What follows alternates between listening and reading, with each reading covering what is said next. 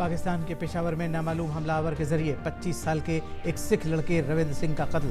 सिख बिरादरी को निशाना बनाने के लिए भारत ने की सख्त मजम्मत। पाकिस्तान से किया मुजरिमों को जल्द से जल्द सजा देने का मुतालबा।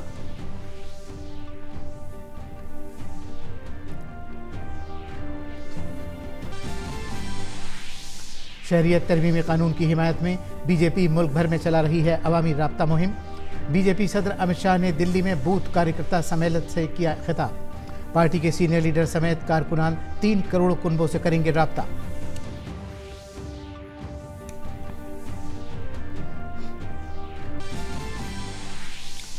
महाराष्ट्र में हुकूमत साजी के बाद कलमदान किए गए तकसीम। एनसीबी के हाथ लगे अहम महकमे। नए वजीर आला अजीत पवार को खजाना, देशमुख को दाखिला तो वजीर आला उद्धव ठाकरे के बेटे आदित्य ठाकरे को मिला सियाहत का महकमा।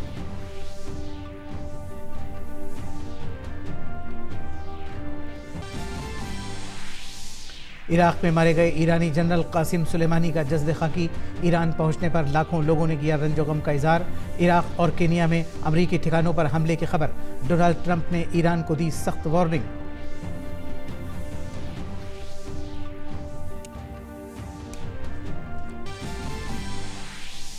जुनूब मशरक़ी ऑस्ट्रेलिया में काबू से बाहर हुई आग। शदीद दर्जा हरारत और तेज हवाओं के सबब आग बुझाने के सभी इक़दाम हो रहे हैं नाकाम।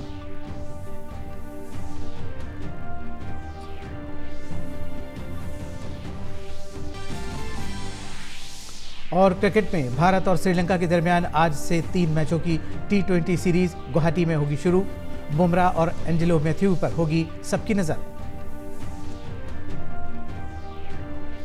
नाज़रीन आदाब, खबरनामे में आपका खैर मक़दम है। मैं हूं असलम बेग। अक़लियती तबके से ताल्लुक़ रखने वाले 25 साल के एक सिख लड़के रविंद्र सिंह का पाकिस्तान के पेशावर में नामालूम हमलावरों ने कत्ल कर दिया है।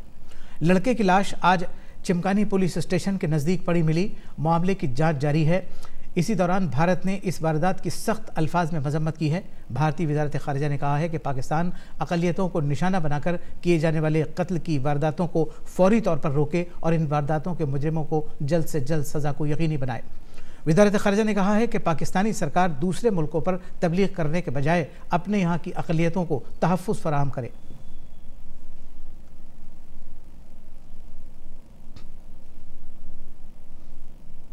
इस सिलसिले में मज़ीद तफसीलात लेकर फ़ोन पर हमारे साथ जुड़ गए हैं हमारे नुमाइंदा मालिका अख्तर। जी मालिका अख्तर, इस वक्त क्या सूरत हाल है? जी देखिए, ये एक 25 साला सिख लड़का है जिसका नाम रविंदर सिंह है और इसका ताल्लुक खैबर पख्तूनख्वा के शांगला जिले से है। ये मलेशिया से आए थे और अपनी शादी की शॉपिंग के सिलसिले में ये पेशावर गए थे और वहां पर इनको नामालूम हमलावरों ने गोली मार कर हलाक कर दिया और उसके बाद इनकी लाश बरामद की गई। ये भी कहा जा रहा है, बहुत सारे जो मकामी ज़राए हैं वो कह रहे हैं कि गोली मारने के बाद जो हमलावर थे उन्होंने इसकी फैमिली को फोन भी किया। ये याद रखना होगा कि ये जो वाकया पेश आया है ये ननकाना साहब गुरुद्वारे पर जो एक मुश्तइल भीड़ ने हमला किया था उसके 2 दिन बाद ये वाकया पेश आया है। इससे ये बात एक बार फिर ये तशवीश की लहर दौड़ गई है कि पाकिस्तान के अंदर जो अक़लियतें हैं उनको किस तरह से मुस्तकिल टारगेट किया जा रहा है, निशाना बनाया जा रहा है। और इसी को लेकर भारत ने बहुत सख्त रिएक्शन दिया है और पाकिस्तान से कहा है कि वो अक़लियतों के मामले पर दूसरों को वाज़ो नसीहत करना बंद करे और अपने यहाँ जो अक़लियतों की सूरत हाल है और उनको जिस तरह से मज़ालिम का सामना है उसके सिलसिले में कोई कार्रवाई करे। ये लड़का आपने बताया कि मलेशिया से आया था, तो ये तो पाकिस्तान के लिए और भी ज़्यादा ख़राब बात है कि उनका एक मेहमान का कत्ल किया गया, चाहे वो अक़लियत के साथ ताल्लुक़ रखता हो। बहरहाल वो मेहमान है। नहीं, ये रविंदर सिंह पाकिस्तानी ही शहरी था। खैबर पख्तूनख्वा जिले के शांगला से इसका ताल्लुक था। रहता मलेशिया में था, आया हुआ था और पेशावर गया था अपनी शादी की शॉपिंग के सिलसिले में और वहीं पर इसको नामालूम हमलावरों ने निशाना बनाया। इनके एक भाई जो हैं वो वहां पर एक न्यूज चैनल में काम करते हैं, वो एक मशहूर शख्सियत हैं और ये जो लड़का था इसके इस कत्ल के बाद एक बार फिर से जो सिख बरादरी है वो उसमें गम गुस्से की लहर है और हिंदुस्तान में भी जो सिख बरादरी है उसने तशवीश का इजहार किया है। वहाँ की सूरत हाल पर मरकजी वजीर हरसिमरत कौर बादल ने ट्वीट किया है और उन्होंने कहा है कि जिस तरह से एक के बाद एक इस तरह के वाकयात पेश आ रहे हैं, इसको देखते हुए ये जरूरी हो गया है कि पाकिस्तान में जो अक़लियतों की जो सूरत हाल है उस पर गौर किया जाए और उनका तहफ़्फ़ुज़ भी यकीनी बनाया जाए। तो इसका मतलब अभी भी पाकिस्तान की तरफ से इसका जवाब का इंतज़ार है? जी जी, शुक्रिया मालिक अख्तर। अब दीगर खबर। बीजेपी ने आज से शहरियत तरमीम कानून के हक़ में 10 रोज़ा अवामी राब्ता मुहिम शुरू की। इसके तहत मरकज़ी वज़रा मुल्क के मुख्तलिफ़ हिस्सों में घर घर जाकर लोगों से रब्ता कर रहे हैं। इस मुहिम के दौरान पार्टी के रहनुमा और कारकुनान शहरियत तरमीम कानून की हिमायत में 3 करोड़ कुनबों से रब्ता करेंगे। इस मुहिम के तहत बीजेपी ने एक टोल फ्री नंबर भी जारी किया है, जिस पर कोई भी शख्स मिस्ड कॉल देकर CAA के हक़ में अपनी हिमायत कर सकता है।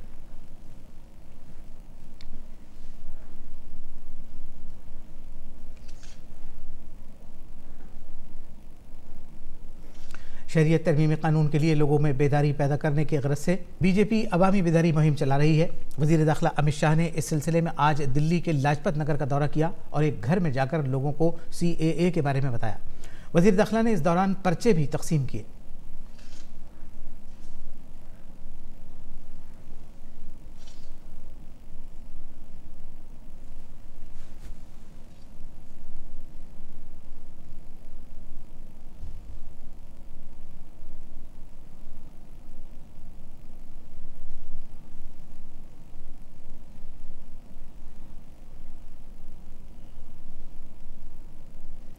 बीजेपी सदर अमित शाह ने हिज़्ब इख्तिलाफ को हदफ तनकीद बनाते हुए कहा कि मोदी हुकूमत ने शहरियत तरमीमी कानून लाकर अहम कदम उठाया है, लेकिन हिज़्ब इख्तिलाफ गलत फहमी फैलाकर अक़लियतों में खौफ पैदा कर रही है। उन्होंने एक बार फिर इसका यादा किया कि मुल्क के अक़लियतों को इससे डरने की कोई ज़रूरत नहीं है। प्रधानमंत्री जी ने सिटीजनशिप अमेंडमेंट एक्ट को कैबिनेट के अंदर मंजूरी दी, लोकसभा ने पारित किया। केजरीवाल ने जनता को गुमराह कर कांग्रेस पार्टी ने, विशेषकर राहुल बाबा और प्रियंका वाड्रा ने जनता को गुमराह कर दंगे करवाने का काम किया है। मैं माइनॉरिटी के भाइयों बहनों को कहना चाहता हूं, CAA से किसी भी देश की माइनॉरिटी नागरिक की नागरिकता जा ही नहीं सकती, क्योंकि CAA में नागरिकता लेने का प्रावधान ही नहीं। अपने खिताब में अमित शाह ने ननकाना साहिब गुरुद्वारे पर हुए हालिया हमले की मजम्मत की। उन्होंने कहा कि हमले इस बात की दलील है कि CAA क्यों ज़रूरी है। जुमे को हुजूम ने ननकाना साहिब गुरुद्वारे पर पथराव किया था। ननकाना साहब के से पवित्र स्थान पर हमला कर सिख भाइयों को आतंकित करने का काम पाकिस्तान ने करा है। ये जवाब है उन सारे लोगों को जो CAA का विरोध कर रहे हैं। मुझे बताइए, कल को ननकाना साहब पर जिन पे हमला हुआ वो सिख भाई यहां आए तो कहां जाए? वो भारत में आएंगे या कहां जाएंगे?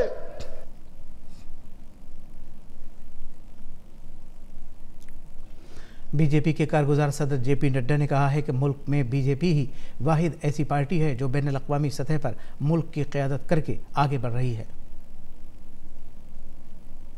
पार्टी के पास नेता है तो नीति नहीं, नीति है तो नियत नहीं, नियत है तो कार्यक्रम नहीं, कार्यक्रम है तो कार्यकर्ता नहीं। यह भारतीय जनता पार्टी है जिसके पास अंतर्राष्ट्रीय स्तर से मोदी जी का नेतृत्व को लेकर, देश के नेतृत्व से लेकर के बूथ तक का नेतृत्व भारतीय जनता पार्टी के पास है। हमारा नेता उपस्थित है।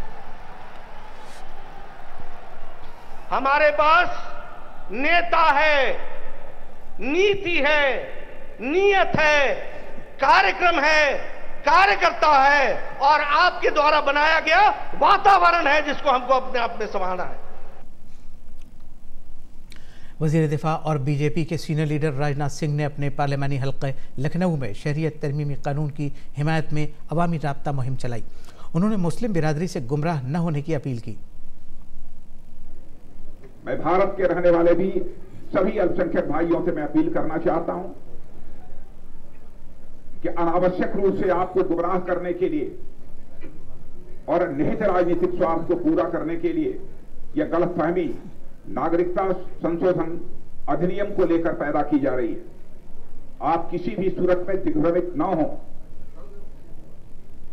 किसी भी भारत के नागरिक, चाहे किसी भी जाति, पंथ, मजहब अथवा धर्म का हो, इस नागरिकता अधिनियम को लेकर कोई भी प्रतिकूल प्रभाव नहीं पड़ने वाला है। वज़ीर ख़ज़ाना और बीजेपी के सीनियर लीडर निर्मला सीतारमन ने जयपुर में शहरियत तरमीमी कानून पर लोगों को बेदार किया। उन्होंने लोगों से अवामी राब्ते के ज़रिए इस कानून से मुताल्लिक़ गलतफहमियाँ दूर की।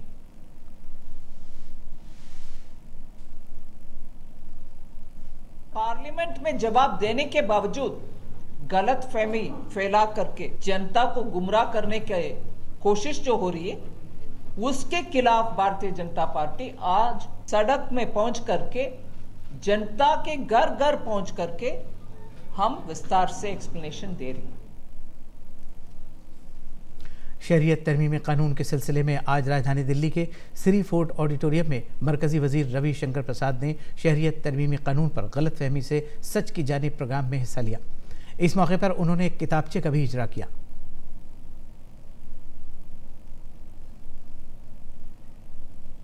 ये कानून न किसी हिंदुस्तानी पर लागू होता, न किसी हिंदुस्तानी की नागरिकता छीनता है, न किसी की देता है।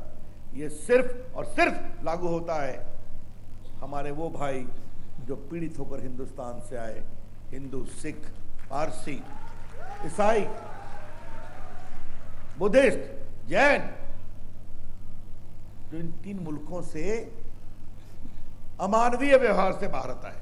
ये देश हिंदुओं का भी है, मुसलमानों का भी है, ईसाइयों का भी है, सिखों का भी है, बुद्धिस्ट का भी है, जैनों का भी है। और जब हमारे नेता प्रधानमंत्री मोदी जी कहते हैं सबका साथ, सबका विकास, सबका विश्वास, तो हम सबकी चिंता करते हैं। उत्तर प्रदेश के वज़ीर आला योगी आदित्यनाथ ने गोरखपुर में शहरियत तरमीमी कानून की हिमायत में अवामी राब्ता मुहिम में हिस्सा लिया। इस दौरान वो लोगों से रूबरू हुए और लोगों को शहरियत कानून से मुताल्लिक़ जानकारी दी।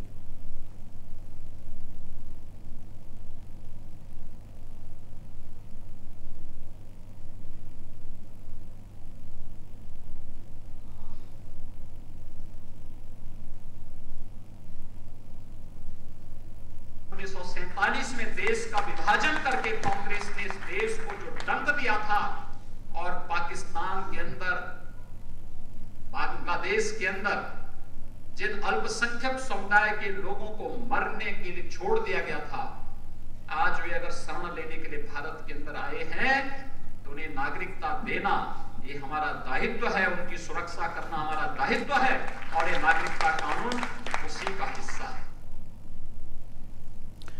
कर्नाटक के वज़ीर आला BS येदियुरप्पा ने कहा है कि आवाम के दिल से CAA के तय गलतफहमी दूर की जाएगी। उन्होंने कांग्रेस पर इस मसले में गलतफहमी पैदा करने का इल्ज़ाम लगाया।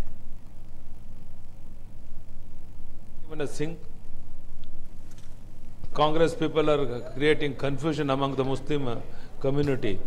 I am telling you that not even a single Muslim community people will affect because of this act. You know very well, previous almost all the Prime Minister of India, they have supported this. Unnecessarily our Congress people now they are creating problem to create confusion among the Muslims. That's why we are going door to door to campaigns. Because of that reason only they are creating problem, because they don't have any other issue. That's why they are creating this problem. BJP रहनुमा और मरकजी वजीर DV Sadananda Gowda ने आज बेंगलुरु में शहरियत तरमीमी कानून पर party की अवामी राब्ता मुहिम में हिस्सा लिया। उन्होंने कहा कि हिज़्ब इख्तिलाफ इस मसले पर लोगों के दरमियान गलतफहमी फैला रहा है। We are visiting various houses right from morning till evening and explaining the realities, the truths, what these Congress people are creating some confusion. We want to explain everything to the people, and we are asking the so-called intellectuals to just give an idea to the people in and around them so that this confusion should be taken away. BJP leader Babul Supriyo ने मुजाहिरों के दौरान हुए तशद्दुद के मामले पर मगरबी बंगाल रियासती इंतजामिया की मजम्मत की। उन्होंने कहा कि वज़ीर आला ममता बनर्जी शहरियत तरमीमी कानून के खिलाफ झूठ फैलाकर आवाम को गुमराह कर रही हैं।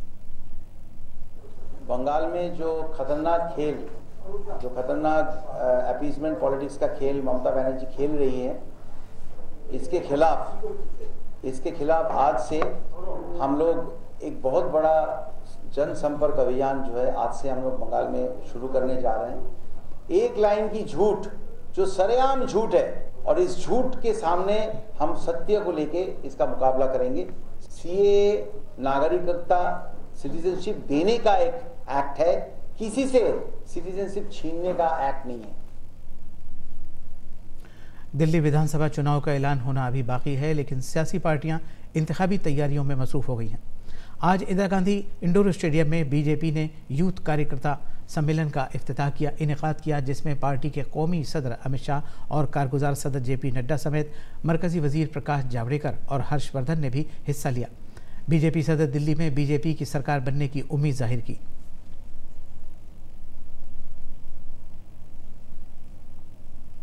जहां पर भी मैं जाता हूं वहां पूछते हैं दिल्ली में क्या होगा।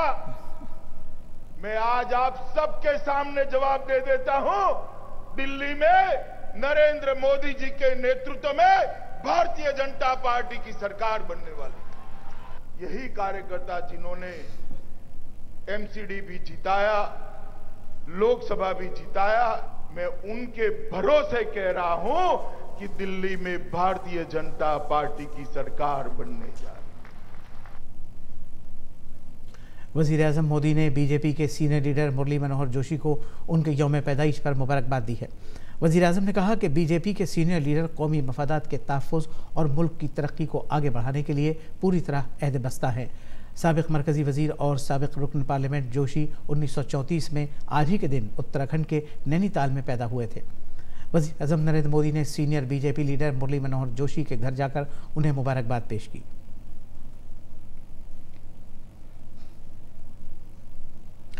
महाराष्ट्र हुकूमत में वजारत के कलमदान तकसीम कर दिए गए हैं।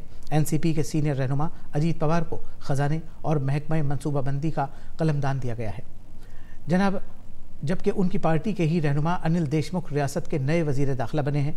वज़ीर आला उद्धव ठाकरे के बेटे और पहली मरतबा रुकन असम्बली मुंतखब हुए आदित्य ठाकरे को माहौलियात, सियाहत और प्रोटोकॉल महकमे की जिम्मेदारी सौंपी गई है। कांग्रेस के सीनियर रहनुमा बाला साहेब थोराट को वजारत महसूलात का कलमदान सौंपा गया है।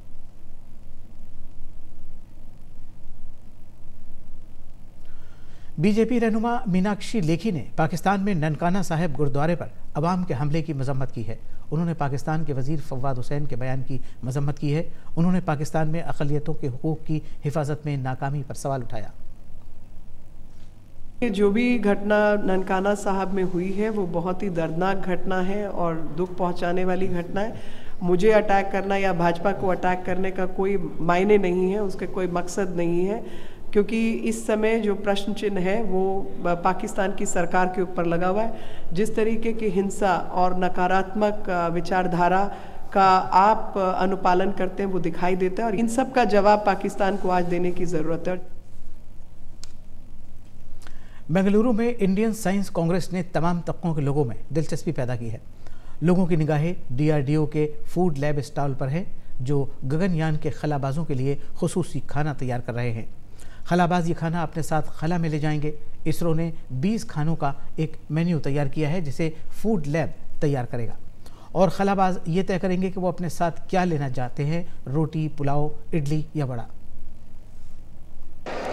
इंडियन साइंस कांग्रेस में सबकी नजर है DRDO के उन विशेष लैब्स पर। खास बात यह है कि DRDO के जो लैब्स हैं वो अब विशेष कर भारत के जो एस्ट्रोनॉट्स हैं, गगनयान में जाने वाले एस्ट्रोनॉट्स हैं, उनके लिए विशेष खाना तैयार करेगा।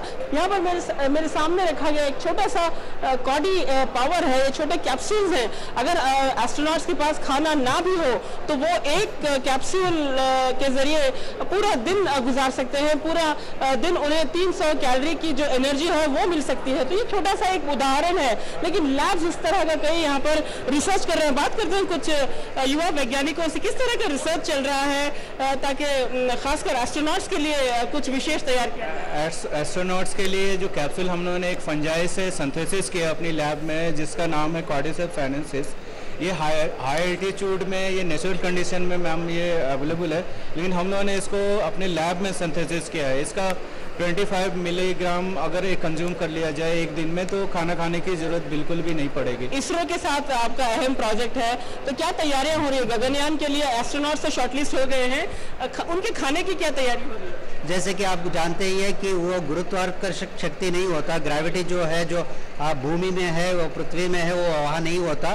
तो इसके लिए कुछ हम थोड़ा टेक्नोलॉजिकल मॉडिफिकेशन है खाने पीने में, पैकेजिंग में या उसको गर्म करने की तरीका में हम करने में लगे हैं। तो इसरो ने कुछ स्पेसिफिकेशन अभी तक आपके साथ शेयर किया? हाँ मैडम, हम जो भी पदार्थ यहाँ बना रहे नासा के जो स्टैंडर्ड्स है उसके अनुरूप देख के हम बना रहे, तो वो बहुत ज़रूरी होता है। जो भी स्पेस का फूड हम बेचते हैं वो बहुत सेफ होना चाहिए। हमने 20-25 आइटम्स हमने अलग अलग तरीके का हमने चुन के हम इसरो को प्रेजेंट करने जा रहे हैं। लोगों में बहुत दिलचस्पी होती है, जानना चाहते हैं कि एस्ट्रोनॉट्स क्या खाएंगे, तो क्या विशेष होगा आपकी तरफ से? खाने का वेराइटीज जो है जैसे हम यहाँ पृथ्वी में खाते हैं वैसे ही खाना होता है, जैसे कि वेजिटेबल पुलाव है, मगर उसमें क्या डिफरेंट होता है उसका पैकेजिंग जो है अलग होती है।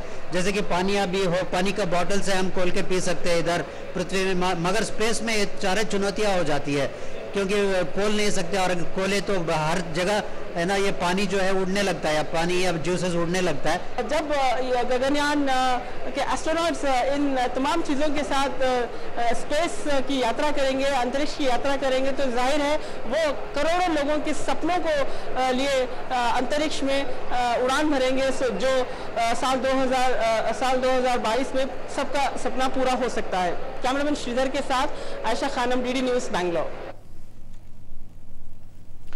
अमेरिका के ड्रोन हमले में ईरान के रेवोल्यूशनरी गार्ड्स के कमांडर जनरल कासिम सुलेमानी के मारे जाने के एक दिन बाद कल शाम इराक की राजधानी बगदाद में बैनुल-अक़वामी इलाके ग्रीन जोन में 2 मिसाइल दागे गए।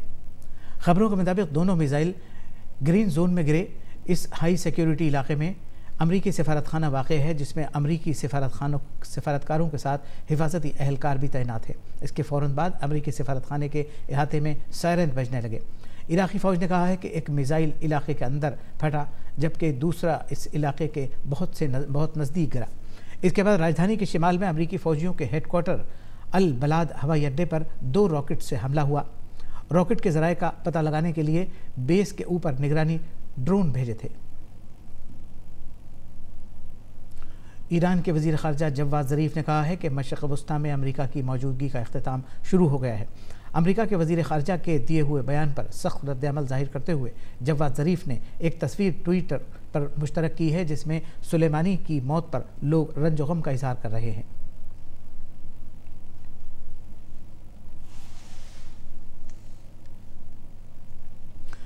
इस दौरान फ़ौजी कमांडर कासिम सुलेमानी के जसद खाकी के शहर हाउस से गुजरने के दौरान लोगों की तादाद में लोग जमा हुए। आखिरी सफ़र के दौरान कासिम सुलेमानी की एक झलक पाने के लिए लोगों का सैलाब उमड़ पड़ा।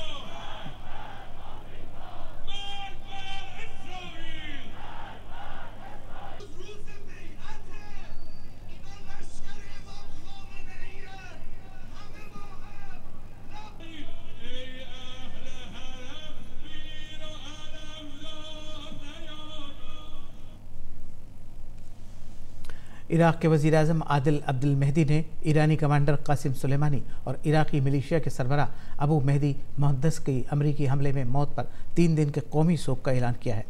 वज़ीर आज़म के दफ्तर ने बताया कि मारे गए अफराद के एहतराम में 3 दिन शोक रहेगा।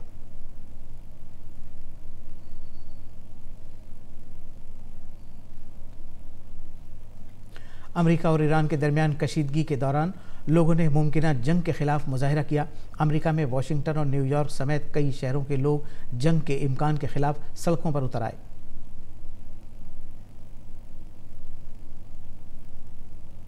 अमेरिकी सदर डोनाल्ड ट्रंप ने कहा है कि अगर तेहरान अमेरिकियों पर हमला करता है तो 52 ईरानी मकामात को निशाना बनाया जाएगा। ट्रंप ने हमलावरों को धमकी दी है कि उनको तलाश करके उनकी खात्मा किया जाएगा। उन्होंने कहा कि मेरी क़यादत के तहत दहशतगर्दों के खिलाफ अमरीकी पॉलिसी वाज़ेह है। जिसने भी किसी अमरीकी मफाद को नुकसान पहुंचाया है या ऐसा करने की साजिश कर रहे हैं, हम उन्हें तलाश करेंगे और उनका खात्मा करेंगे। हम हमेशा अपने सफारतकारों और अपने लोगों की हिफाजत करेंगे। Under my leadership, America's policy is unambiguous to terrorists who harm or intend to harm any American. We will find you. We will eliminate you. We will always protect our diplomats, service members, all Americans, and our allies. Kenya में America के फौजी ठिकाने पर हमला हुआ है। दहशतगर्द तंजीम अश-शबाब ने इस हमले की जिम्मेदारी कबूल की है। यह हमला ऐसे वक्त में हुआ है जब अमेरिका ने एक ड्रोन हमले में ईरानी कमांडर कासिम सुलेमानी को हलाक कर दिया। गुज़श्ता बरस शानदार मुजाहिरा करने वाली भारतीय टीम 2020 में अपनी जीत का सिलसिला बरकरार रखने के मकसद से श्रीलंका के खिलाफ T20 सीरीज़ में मैदान पर उतरेगी। दोनों ममालिक के दरमियान पहला मुकाबला आज गुवाहाटी में खेला जाएगा। भारतीय टीम 12 साल से श्रीलंका के खिलाफ T20 सीरीज़ नहीं हारी है। इस मैच में सबकी नज़रें बुमराह और एंजेलो मैथ्यूज़ की वापसी पर होगी। नाज़रीन, आखिर में अहम सुर्खियां एक बार फिर। पाकिस्तान के शहर पेशावर में नामालूम हमलावर के जरिए 25 साल के एक सिख लड़के रविंद्र सिंह का कत्ल। सिख बिरादरी को निशाना बनाने के लिए भारत ने की सख्त मजम्मत। पाकिस्तान से किया मुजरिमों को जल्द से जल्द सजा देने का मुतालबा।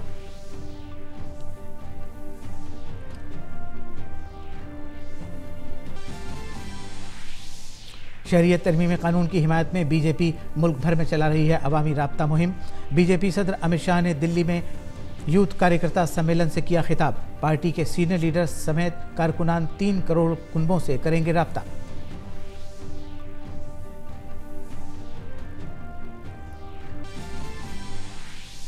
महाराष्ट्र में हुकूमत साजी के बाद कलमदान किए गए तकसीम। एनसीपी के हाथ लगे अहम महकमे। नायब वजीर आला अजीत पवार को खजाने, देशमुख दाखिला तो वजीर आला उद्धव ठाकरे के बेटे आदित्य ठाकरे को मिला सियाहत का महकमा।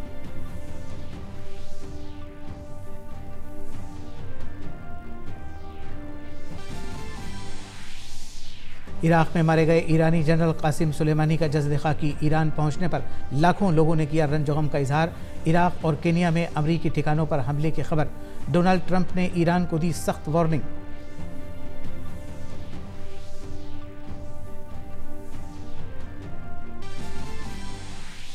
जुनूब मशरिक़ी ऑस्ट्रेलिया में काबू से बाहर हुई आग। शदीद दर्जा हरारत और तेज़ हवाओं के सबब आग बुझाने के सभी इक़दाम हो रहे हैं नाकाम।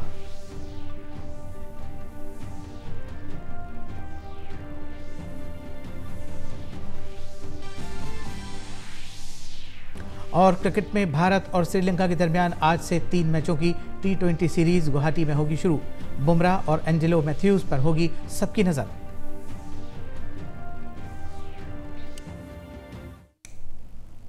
नाज़रीन, खबरनामे में बस इतना ही। अब इजाज़त दीजिए। आदाब।